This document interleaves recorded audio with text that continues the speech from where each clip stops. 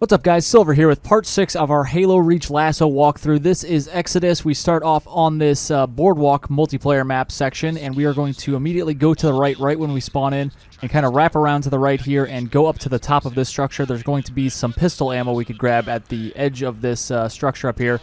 This is a good spot to snipe from in the multiplayer map, but we just got some pistol ammo up here waiting for us. Unfortunately, no sniper, but that's all right. We're going to continue on towards the bottom of this map, and we're going to move through these doors up ahead here, and then there's going to be 3 skirmishers up at the top of the stairs waiting for us. So we want to take those guys out with a headshot if we can. If we don't do it quickly enough, they will actually retreat into another section. But even if you don't take out these guys right away, it's not that big of a deal. If they retreat to the next section, they're not really harder in the next section, so it doesn't really matter. But ideally, we'll take them out sooner rather than later so we could progress through the level. We'll take him out. He is about, there we go. We got him. We got the headshot. But you want to grab a plasma pistol at this point, and there's some more pistol ammo right here on the ground. So grab that, and we're going to move into this section. And you want to be cautious in this section because there are a lot of suicide grunts. And really, it's pretty easy if you just be patient and you just kind of wait for them to run at you. You could pepper them with the plasma pistol to kind of push them back and get them to die and drop their nades and blow up. So we're going to do that for the first few of them, but then we're going to grab a needler rifle. Or not a needler rifle, just a regular needler, because we actually want to start collecting needler ammo for the brutes up ahead. So we're going to exchange our plasma pistol for the needler, and then for these next grunts that we don't have a plasma pistol for, we could really just run away and wait for them to blow up, because eventually they do kind of run out of fuse on their plasma grenades, and they just blow up even if they're not near you. So that's what we're going to do. We're going to kind of go near them so they get aggroed, and then we're just going to run away and wait for them to blow up. But again, this first part is pretty easy. It's just all about patience. You do want to keep an ear on the audio that's happening, because you could hear the grunts coming oftentimes before you could see them, and there's a lot of twists and turns through these corridors, so you could turn around a corner and then there's just a grunt right in your face already. So you want to be listening to all the sounds happening in the game right now, because it will tell you a lot more than your sight will oftentimes in this section. So we're going to slowly and surely move our way through this section here. You could also use plasma grenades, like you can see I just threw there. There's plenty of plasma grenades to go around in this section. So we don't really use them in the upcoming sections, or at least in the foreseeable future. So you could always just use them to throw at these grunts so they just blow up and cause a big chain reaction of exploding nades, because they're carrying 2 active nades on top of the nade you're throwing at them. So, but remember, we're trying to find as many needlers as possible. It's random how many spawn in this location. It's basically whatever the grunts spawn with. They could be plasma pistols or they could be needlers. So you're going to get a different amount of needlers every time you play through this. So just keep an eye out and look for those needlers, because we want those to make the next section with the brutes a lot easier, because the brutes don't have any armor for the most part unless they're chieftains, but we're not going to deal with any chieftains until later in the level. So the ones that don't have any energy shields are taken down very quickly and easily with the needlers and the needler rifles. So I just grabbed some more pistol ammo on the ground there, you may have noticed, and we're going to move forward now. And there's going to be a few more suicide grunts up ahead here. And oftentimes you could save a lot of ammo. You just kill the first one that's coming at you, the one that's closest to you, and he dies, he drops his nades, and those nades go off and kill the next guy, and it's just a chain reaction because they're following in a single file line for the most part. So you could really take a lot of people out just with one grunt going down. So we have our last guy right here, apparently. He did not go down with the rest of them. But we have plenty of ammo and nades and whatever we want to take him out with. You could also just run away, like I mentioned, and he'll blow up eventually. Grab some more pistol ammo, and we're going to look around for some needlers. Hopefully we can get some more. Who knows how much ammo we have, because the blind skull is on. Thank you, blind. And here is that third skirmisher, like I promised. They retreat to this section if you don't kill them at the top of the stairs in that first section where you find them. So no worries here. We just headshot them real quick. Again, not really too difficult, not any more difficult than it would be to kill them earlier on. So no big deal if they run away. But we're going to gather as much stuff as we can. Plasma nades, needler ammo. There's a health pack in the cage over here, the fenced-in area over here, so grab that. And you actually start this mission with low health, so because you fell from orbit, so it's a pretty devastating blow to take, you know, falling from that great of a height. I guess not enough to kill you, though, because we're Spartans here, and they don't die. Spartans never die. So move through this doorway a little bit, and then back up and retreat so you can have the dropship run away, and they won't fire at you. But then we're going to sprint at this guy, and we're going to wrap around behind him and melee him in the back. And then we're going to run up to this guy and hopefully melee this guy in the back as well to finish him off. So that way we can conserve some ammo and make sure that our shields are all the way up still from the black eye skull being on. And then we could start tearing into these guys with the needler because they have no clothes on, they have no shielding, so you don't have to get that many shots landed on them before they blow up and die from one super combined explosion. So there should be 4 more brutes over here, and we will be able to take them out pretty quickly with this thing. And then there will be more reinforcements that come in. There's going to be 3 skirmishers and 1 more brute that comes out of the doorway up ahead here. So be ready for those guys. And this is the final brute right here before the reinforcements. He's up on the plateau over here. But we took out that guy, and now we're going to focus on this doorway up ahead here, which is where the reinforcements are going to come from. The 3 skirmishers and 1 brute, like I mentioned. So we're just going to headshot the skirmishers from far away so we don't take too much damage, and then we could finish off the brute with some more needler if we have it. But you should still have a good amount of needler ammo, so you could take down this brute with it. You will want to conserve your ammo, so when you're shooting the needler, you don't really want to hold down the trigger and then use the whole clip in one long burst. You want to use it sparingly, so it only takes about half a clip of needles to go into a brute to get them to super combine if you're hitting all your shots. So you never really want to hold down your trigger and just fire a whole clip, because that is very wasteful. And then if a brute obviously dives out of the way or decides to go into armor lock, you obviously want to stop shooting and then wait for an opportunity to strike again before you start shooting again, because obviously any needles you shoot at him while he's diving out of the way are probably not going to hit him, and any needles you shoot at him while he's in armor lock will similarly not hit him. They'll just hit the armor lock and be totally worthless, so that would just be a waste of ammo. So I exchanged my empty needler for the sniper on top here, but it seems like I did run out of needler ammo before I killed him, because sometimes, like I mentioned, it's random how much needler ammo you get, so you might run out. You could always shoot him in the head from afar with a pistol, and that will get his shield, or his helmet to pop off, rather, and then you could finish him off with 1 more headshot. But when we get to this section, we want to sprint up the stairs and hug the left and melee that grunt. Sometimes there's only 1 grunt there, like this time. Sometimes there's 2, but either way, just smack them both to death, and that way you'll have full shield at least for this section coming up here. And now we want to take out our pistol and start shooting at these grunts up ahead here. A lot of times there's going to be a bunch of grunts at that first grunt that I was shooting there, but it looks like they're all spread out already. I guess I was a little too slow this time around. But many times there'll be a bunch of grunts kind of gathered over on that right side, so you could start headshotting those guys over there. So we'll take out these guys either way. We'll find the grunts eventually, headshot them all, and we want to use the sniper to take out this brute captain up here. So just slowly and surely, take your time, wait for him to stop moving if you need to, and then we could just pick him off real quick. It's only 1 headshot for all these brutes, even though it is on LASO, so take your time, and hopefully you'll be able to convert all of these sniper bullets into kills here. You get 6 sniper bullets, and I think I get 5 kills with them, so not bad, pretty good. But that's essentially what we're doing here, is using the sniper to pick off these brutes and use the pistol to pick off these grunts, and then there's going to be some jackals up in the back of this room as well, so we're going to have to deal with them in a little bit. But right now, let's talk about the Iron Skull. The Iron Skull sets you back to the beginning of the mission if you die and you're on solo.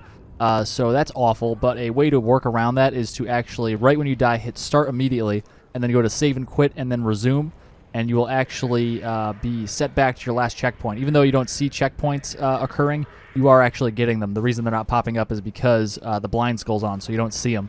But you are getting them, and you could use them with that workaround, so definitely handy on LASO, so we don't have to deal with that. Another great workaround for one of the skulls, the blind skull, is to actually just hit back or hold tab if you're on PC, and that will actually pop up your what weapon you have. It'll display on your screen, and it shows like a diagram and explains what the weapon is and what it does and what its strengths and weaknesses are and all that good stuff. And we will be able to see easily what we have in our hands, because obviously the blind skull does not allow us to see what weapon we're holding, so very annoying at times, but you just hit the back button or the tab button, and you will be able to see what you have along with the armor ability as well. So we are going to go back here and grab the needler. We grabbed this needler from one of the grunts that we smacked right when we wrapped up into this area.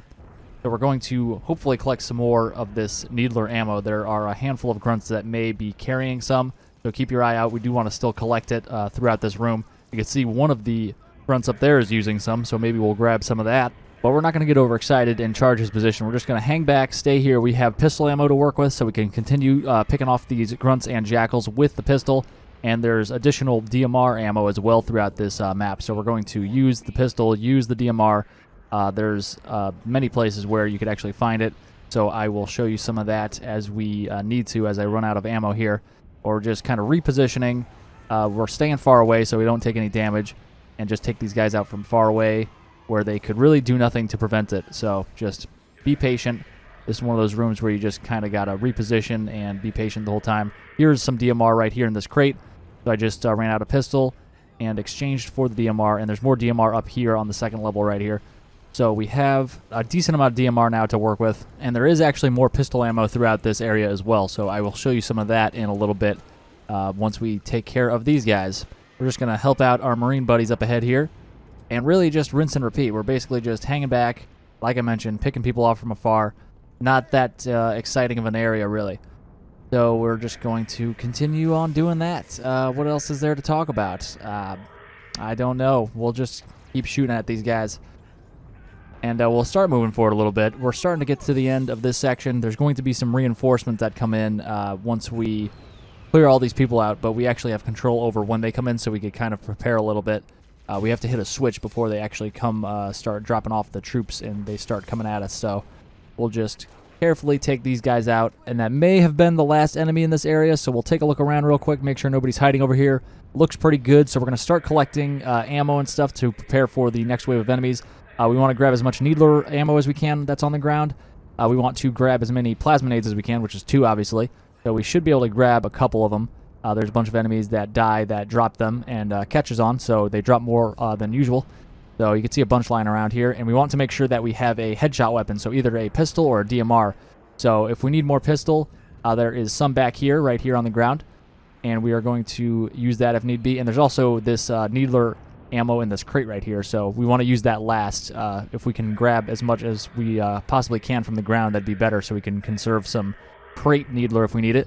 But there's health packs on the wall back here. There's the switch I just activated. There's going to be more pistol ammo in the doorway right to my left right now, so if you need it, there's some in there. There's also more pistol ammo down here. We're going to run over it right now, and it is going to be by this dead Marine right here.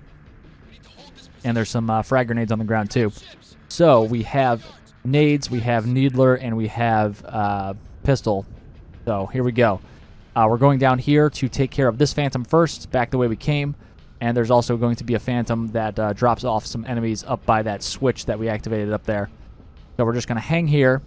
And sometimes there's a crate in the way. Looks like I got blasted to the left, so we don't have to worry about it obstructing our view. But we're going to quickly as possible take out those skirmishers with headshots, and then as these brutes are charging us, they could easily be killed by them just basically walking into a stream of needles, and then they super combine and explode.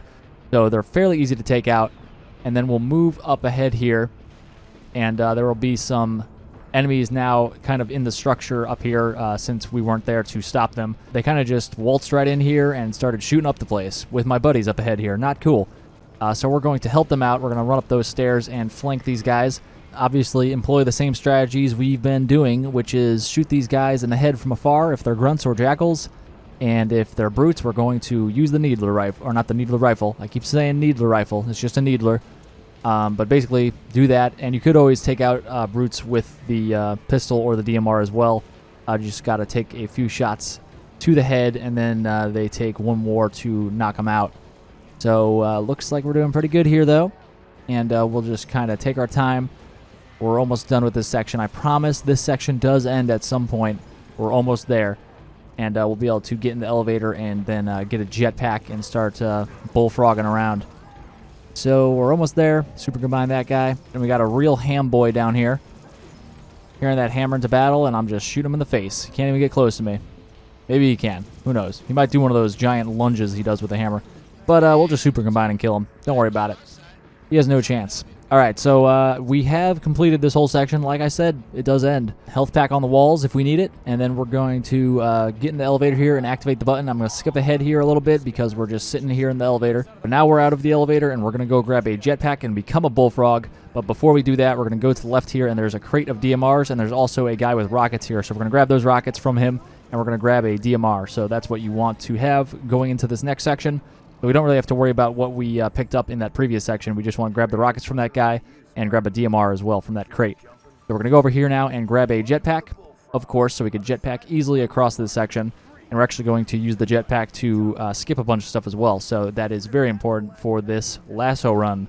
So just follow this path. This path isn't too important. We're just going to go into this general direction. But eventually, we will want to take some specific routes so we could bypass a good chunk of this mission. So as you can see, we're going down here below where we would normally go. You don't have to take this exact route, but we do want to get onto this ledge up here. So however you could get here, just do that. But now we're going to wrap around this corner, and you could walk, but you might fall off. So you could just jump out to the left and then kind of jetpack back if you would like. And then we're just going to hug the right wall here, and we'll just continue on this ledge for a little bit. And we just want to make sure we're not going to fall off, so just hug that right wall. And then when we get to this point, again, we could wrap around by just walking around that corner, but it's a sharp corner, so you probably will fall off. So we could just go to this brace over here, whatever this is, this structure, jetpack to this. It's holding up the platforms above us or something. And then we're going to jetpack back to the ledge we were on, but a little further ahead, so we bypass that corner. Then we're going to jetpack up to that I-beam right here. So just follow this path. Then we're going to wait a little bit for our jetpack to recharge again, so we could jetpack up and over this railing. And this is where we will take a right, and then we'll be able to bypass everybody. Everybody is on the left, so we're going to go to the right. We're totally ignoring this party. We do not need to be a part of it. We're peacing out. This is not our jam. So we are going to, at this point, we're going to jetpack up and go behind us because that is where we need to go. And then this part is easily jetpackable as well. We're going to bypass most of the enemies here by jetpacking past them. So we're going to grab health if we can. We're going to grab more rockets and some DMR right there. But we're going to take some shots just so I could grab some health pack here so I have full health and shields. So that's why I kind of was just standing there taking some bullets. So I have full health and shields. I've never been over here in all my years. I've never been in this hallway. I decided to start exploring a little bit, and then I'm like, wait a minute, I'm on a lasso run. Refocus. Let's go. But once the grunts are dead in this area and the Phantom has left the premises, we could move forward without risking taking too much damage here. And we'll be able to jump over here and then jump across the gap and start jetpacking so we can make it across to the balcony over here. And then we're going to move forward, and we're going to hop onto the railing over here on the right side. And then we're going to jetpack up to the top of this structure on the left here. But I'm looking up here, and you can see there's a tree right over the edge of the balcony up there. So we want to land on the right side of that tree, actually. So I'm going to move to the end almost of this balcony down here. We're going to jetpack and kind of get up to this trim type stuff up here, which we could actually land on. So we could get our jetpack to recharge, and then we could jetpack up the rest of the way. And we are going to land on the right side of the trees, like I mentioned. So the AI reacts how we want to, and then just hug the trees and move in here and assassinate this fuel rod chieftain. Move back out here, and we're going to go to these trees again, but we're going to jetpack up and go to this balcony up here.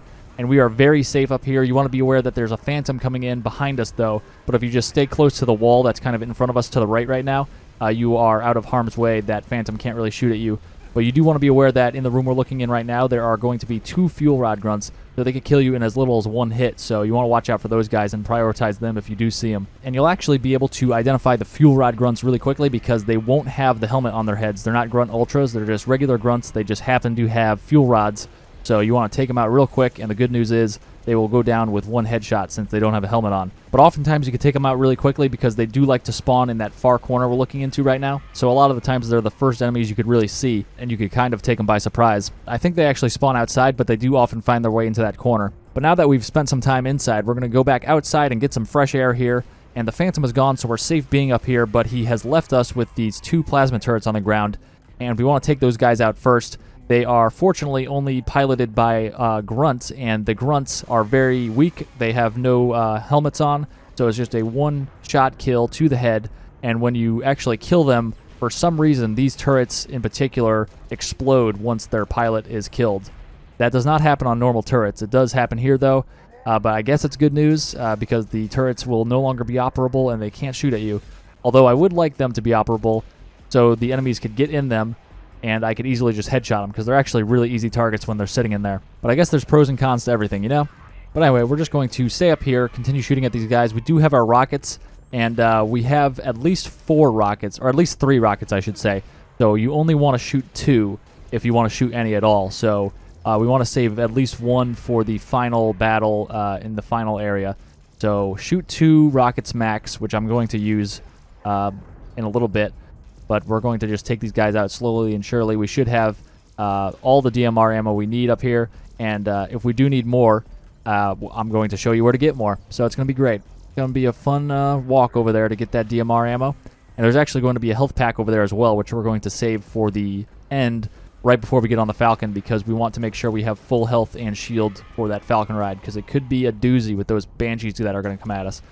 But anyway, we're just kind of going in and out, killing these people, going back to the outside balcony, killing people out there, coming back in here, killing people in here.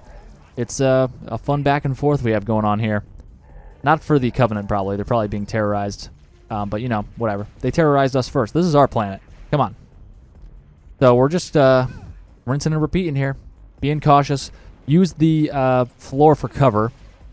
And when I say that, I mean you should probably be only seeing one enemy at once. If you see multiple enemies, you're probably in a bad position because more than one enemy could shoot at you. And you want to barely see one enemy so you could kind of poke your head just over the edge and be able to headshot him. But like I mentioned in previous guides, most of the enemies don't like to shoot you in the head. They like to aim for your chest, and if they shoot you in the head, which they sometimes do, it's usually by accident. It's usually because the weapon they're using is not an accurate weapon. So a stray shot will hit you in the head from time to time. But for the most part, you're shielded if you're properly positioned. But we're just going back and forth, having a good time, really. We got another ham boy over here. And that guy just had a real bad day. That capped it off. He was probably having a bad day to begin with all these Covenant around here, but that's the icing on the cake right there. But we're almost done with this section. Ham boy is down. We're just going to kind of scan the area, and we see that there's a Jackal alive still, and a Brute.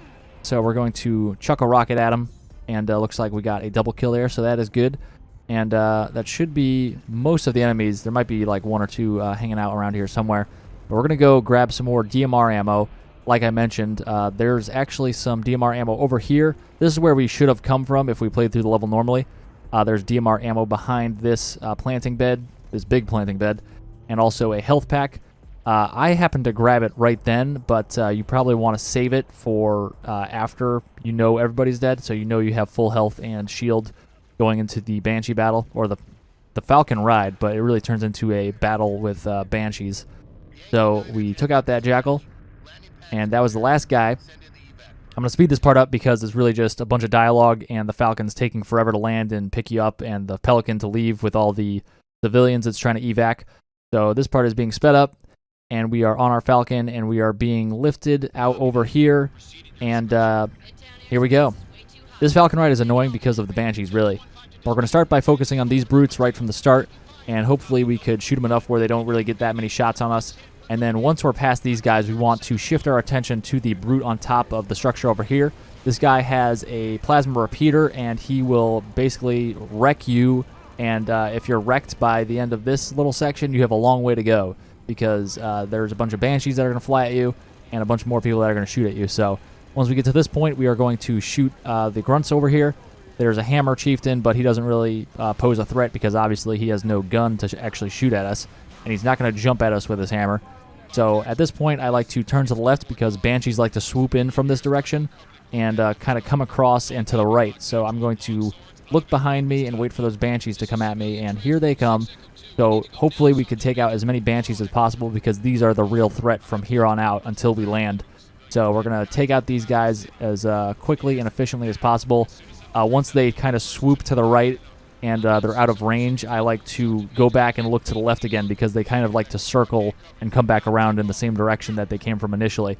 So that's why I kind of look to the left and just wait for them to appear over there. But you can see that those Banshees kind of lost interest. They stopped circling us, and a new group of Banshees spawned in up ahead of us. So we want to focus on these guys now at this point, and we're going to fire at them. One thing to note is when you're on this Falcon and it's firing, you do need to lead the target a little bit.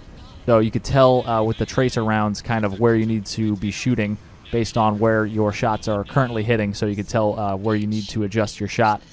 And we're going to hopefully continue surviving because there is a lot of RNG in this. You know, are they going to Banshee bomb me or are they not going to do that? So it's kind of hit or miss there. But obviously just use the iron workaround if you're playing on solo. If you die, just hit start immediately when you die.